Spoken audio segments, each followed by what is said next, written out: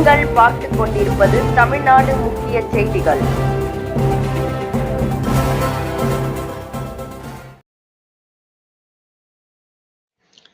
வணக்கம். திருவள்ளூரில் உலக அமைதிக்காக 3964 அடி நீளமுள்ள மூவர்ண தேசிய கொடியை மாணவர்கள் கையில் ஏந்தியவாறு நடைபெற்ற பேரணி நிகழ்ச்சியில் மாவட்ட முதன்மை அலுவலர் பங்கேற்று நிகழ்ச்சியினை தொடங்கி வைத்தார்.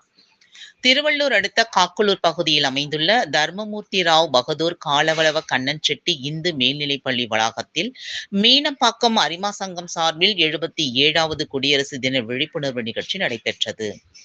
இதில் சிறப்பு அழைப்பாளராக திருவள்ளூர் மாவட்டம் முதன்மை கல்வி அலுவலர் கற்பகம் அவர்கள் கலந்து கொண்டு சிறப்புரை ஆற்றிய பின்னர் தேசிய கொடியை அசைத்து தொடங்கி வைத்தார்.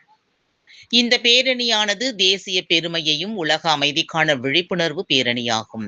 இதில் 4000 பள்ளி மாணவ மாணவிகள் பங்கேற்று 3964 அடி நீளமுள்ள பிரம்மாண்டமான மூவர்ண தேசிய கொடியை கையில் ஏந்தியவாறு உலக அமைதி வேண்டி பேரணியாக சென்று சாதனை படைத்து IWANAL வேர்ல்டு ரெக்கார்ட்ஸில் இடம் பிடித்தனர்.